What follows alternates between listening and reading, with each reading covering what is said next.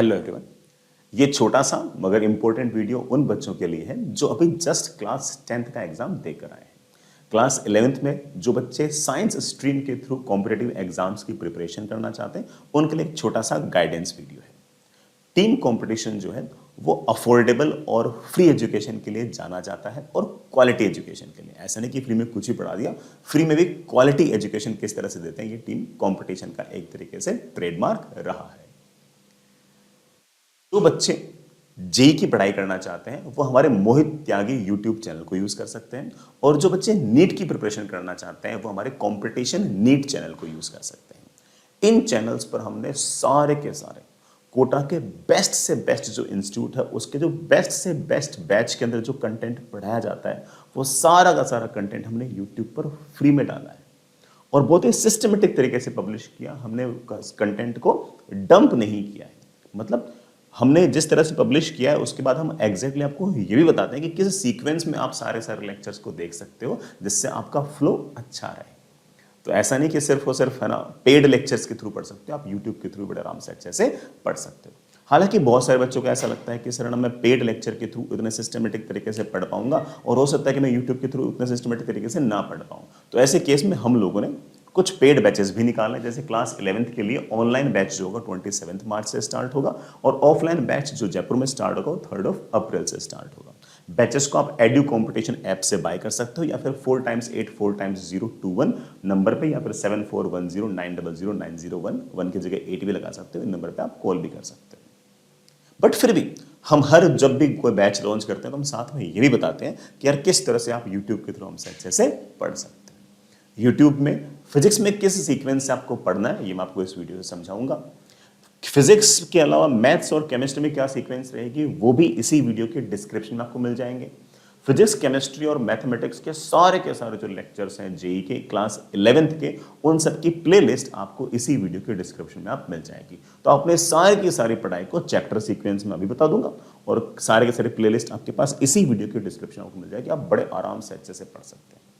अगर आप किसी भी कोचिंग में अगर एडमिशन लोगे तब भी आपको पता लग जाएगा कि इस YouTube चैनल पर हमने जो पढ़ा रखा है वो अच्छे से अच्छे कोचिंग के अंदर पैसे लेकर भी नहीं पढ़ा रखा होता। ठीक है, फिर भी ऑब्वियस बात है कोचिंग के अपने इंस्टीट्यूट के अपने फायदे नुकसान तो होते हैं। ठीक, सबसे पहले YouTube से पढ़ाई करते वक्त किन बातों का खास तौर से ध्यान रखना है वो सुनिएगा। हमेशा एक छोटा सा प्लान बनाएं और उस पर स्टिक करें। दिन में कितने घंटे पढ़ने हैं वो पहले से प्लान बनाएं और उस पर स्टिक रहें। व्हेन आई से स्टिक रहें मीन दैट कि लंबे टाइम तक आपको पढ़ना है तो कंसिस्टेंसी मैटर्स अ लॉट। बहुत सारे बच्चे सिर्फ और सिर्फ पहले 1 महीने पहले 2 महीने तक ही एंथुजियास्टिक रहते हैं और उसके बाद उनका एंथुजिज्म लगातार कम होता रहता है। उन बच्चों को मैं आज ही बोल देता हूँ कि क्लास 11th से जो कॉम्पिटिटिव एग्जाम की जो तैयारी है वो क्लास 10th से काफ़ी डिफरेंट है। क्लास 10th के अंदर बच्चा सिर्फ और सिर्फ लास्ट के 15 दिन भी अगर पढ़े तब भी काम चल जाता है, लेकिन यहां पर तो आपको कंसिस्टेंटली लगातार 2 साल पढ़ना होगा तब जाके आपको अच्छी रैंक, अच्छी ब्रांच, अच्छी कॉलेज आपको मिलेगी। तो कंसिस्टेंट रहें और जो भी आपने प्लान बनाया हो, जो भी आपने स्टडी प्लान बनाया हो उसको रिलीजियसली फॉलो करें। अनलेस कोई अनफोर्सीन रीजन हो कि लेट से बीमार हो गया, फिर घर पे कोई काम हो गया, अदरवाइज आपने जो भी प्लान बनाया उस पर स्टिक करें, उस पर लगातार लंबे आवर्स तक काम करें। तो पढ़ना तो बहुत ही ज्यादा इंपॉर्टेंट है। अगला पॉइंट कि छोटे छोटे टारगेट्स बनाएं। सीधा ही अगर आप सोचोगे कि मेरा जेई का एग्जाम या फिर नीट का एग्जाम तो 2 साल बाद है, तो उस केस में आपके अंदर वो अर्जेंसी नहीं आएगी, सेंस ऑफ अर्जेंसी नहीं आएगी। इसलिए छोटे छोटे टारगेट्स बनाएं कि मुझे इस 3 घंटे में ये काम करना है, मुझे 1 दिन में ये काम करना है, मुझे 7 दिन में ये काम करना है और मुझे 21 दिन में ये काम करना है। ये 3-4 टारगेट्स तो खास तौर से बनाएं। 3 घंटे का, 1 दिन का, 7 दिन का और 21 दिन का। ये 4 अलग अलग तरह के टारगेट्स आप बना के चले और इन टारगेट्स को फिल करने के लिए, मतलब फुलफिल करने के लिए जितनी तुमसे कोशिश बन पाती हो उतनी कोशिश करें। तो ऑलवेज मेक शॉर्ट टारगेट्स। जो बड़ा वाला टारगेट है वो अपने आप अचीव हो जाएगा। एक एक कदम रखते रहो, बड़े आराम से आपका लंबा टारगेट भी अचीव हो जाएगा। पहले छोटे टारगेट्स बनाओ कि लेट से कोचिंग के अंदर हर 3 वीक में टेस्ट होता है तो मैं इस बार टेस्ट के अंदर और अच्छे नंबर लेके आऊंगा, मैं इस बार और बेटर रैंक लेके आऊंगा, इस बार मैं सिली मिस्टेक्स और कम करूंगा, इस बार मैं कैलकुलेशन मिस्टेक और कम करूंगा। इस तरह से अगर मैं सोचूंगा तो ऑफकोर्स मैं 2 साल में अच्छा कर जाऊंगा। सीधा ही जेई के बारे में सोचूंगा ना, जेई 2025 के बारे में, तो ऑफकोर्स है ना बात नहीं बनेगी। ये बड़ा ऑफकोर्स वीडियो जेई या नीट 2025 वाले बच्चों के लिए। नेक्स्ट इज हमेशा रिलेवेंट स्टडी मटेरियल ही करें। अच्छा बढ़िया रिलेवेंट स्टडी मटेरियल करें जो आपके एग्जाम के लिए एप्ट हो। जेईई मेन में किस तरह के सवाल पूछते हैं, एडवांस्ड में किस तरह के सवाल पूछते हैं, वो इंस्टीट्यूट खास तौर से जो नेशनली रेप्यूटेड इंस्टीट्यूट्स हैं उनको एग्जैक्टली पता है, उन्होंने सालों से रिसर्च कर रखी होती है, दे वो नो दैट कि what IITs and what NITs are asking, तो हमेशा उसको फॉलो करें। बुक्स के मुकाबले आप हमेशा ज़्यादा फोकस करें, ज़्यादा भरोसा रखें आपके कोचिंग इंस्टीट्यूट के मटेरियल पर, अगर वो ऑफ कोर्स इंस्टीट्यूट अच्छा है तो।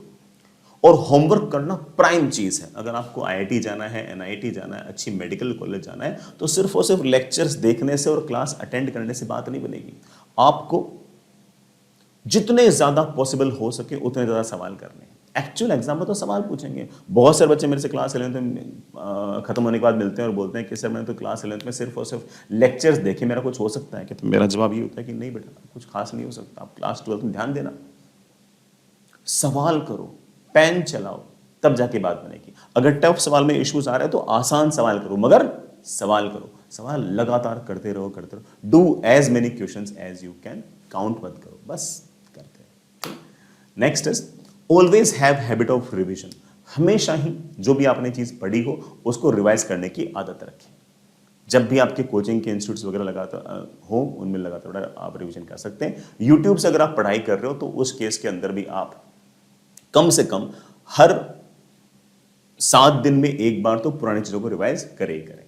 रिवीजन करना मस्ट है। तो आप यूट्यूब से अगर घर बैठ के पढ़ाई कर रहे हो तब भी रिवीजन करना मस्ट है।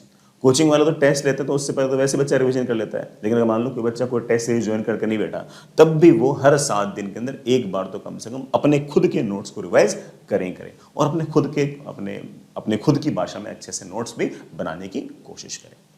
नेक्स्ट इज, अगर आप YouTube से पढ़ रहे हो तब भी बेटा कोई ना कोई टेस्ट सीरीज तो जरूर ज्वाइन करें और उस टेस्ट सीरीज के सारे टेस्ट दें और टेस्ट से पहले अच्छे से रिवाइज करें। रिवाइज करने के बाद टेस्ट दें और टेस्ट देने के बाद उनको एनालाइज भी करें कि मुझसे क्या गलतियां हुई, मुझ में क्या कमियां हैं, उन कमियों को मुझे वर्क करना है। ठीक। फिजिक्स में जो चैप्टर सीक्वेंस है, इट इज बेटा समथिंग लाइक दिस। सबसे पहला चैप्टर मैथमेटिकल टूल, उसके बाद 3 चैप्टर काइनेमेटिक्स के सेक्शन के हैं। They are rectilinear motion, projectile motion, relative motion. उसके बाद न्यूटन्स लॉज ऑफ मोशन को 2 पार्ट में डिवाइड कर रखा है, Newton's laws of motion and friction. इनकी आपको अलग अलग प्लेलिस्ट मिल जाएगी डिस्क्रिप्शन के अंदर। Next is work, power, energy. उसके बाद आप पढ़ सकते हैं सर्कुलर मोशन, उसके बाद सेंटर ऑफ मास और उसके बाद रोटेशनल मोशन। रोटेशनल मोशन को रिजिड बॉडी डायनामिक्स या फिर आरबीडी भी किसी जगह लिख रखा होता है। नेक्स्ट इज फ्लूइड मैकेनिक्स, और फ्लूइड मैकेनिक्स के बाद एक छोटा सा चैप्टर है जिसमें 3 अलग अलग सेक्शन है, विस्कोसिटी, इलास्टिसिटी और सरफेस टेंशन। उसके बाद हीट का सेक्शन स्टार्ट होता है जिसमें है कैलोरीमेट्री, थर्मल एक्सपेंशन, थर्मोडायनेमिक्स, और उसके बाद है वेव्स का section, that is wave on string and sound waves. एक वेव ऑप्टिक्स भी आता है, वो क्लास 12th में आता है, मैंने सिर्फ और सिर्फ क्लास 11th के टॉपिक ही लिखे हैं। इन क्लास के 11th के टॉपिक में मैंने ग्रेविटेशन चैप्टर इसलिए नहीं लिखा क्योंकि ग्रेविटेशन चैप्टर इलेक्ट्रोस्टैटिक्स पढ़ने के बाद काफी आसान हो जाता है, तो इसलिए 12th क्लास में जब इलेक्ट्रोस्टैटिक्स पढ़ लो तो उसके बाद ग्रेविटेशन अगर पढ़ोगे तो कम समय के अंदर ज्यादा समझ में आएगा। ठीक है। इसी तरह से मैंने जानबूझ के यूनिट एंड डायमेंशन नहीं लिखा है क्योंकि यूनिट एंड डायमेंशन अलग से पढ़ने की आवश्यकता नहीं है। अलग अलग चैप्टर के अंदर जब भी कोई फिजिकल क्वांटिटी एक्सप्लेन की जाएगी तो उसके साथ उस फिजिकल क्वांटिटी की यूनिट और डायमेंशन आपको पहले से ही बता दी जाएगी, तो उसको अलग से पढ़ने की आवश्यकता नहीं है। तो इस चैप्टर सीक्वेंस में अगर आप हमारे सारे के सारे यूट्यूब चैनल से अगर पढ़ोगे तो आपको किसी प्रकार की कोई परेशानी नहीं आएगी। इसी तरह से मैथ्स और केमिस्ट्री की चैप्टर सीक्वेंस भी बेटा मैं इस डिस्क्रिप्शन के अंदर लिख दूंगा और तीनों ही सब्जेक्ट की प्लेलिस्ट में आपको इसी वीडियो के डिस्क्रिप्शन में डाल दूंगा, तो आप वहां से बड़े आराम से इत्मीनान से पढ़ सकते हैं।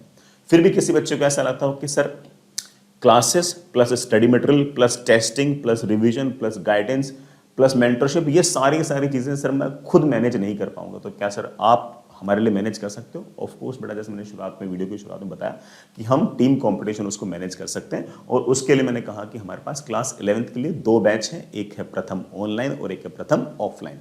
प्रथम ऑनलाइन स्टार्ट होगा 27 मार्च से और प्रथम ऑफलाइन स्टार्ट होगा जयपुर में 3 अप्रैल से।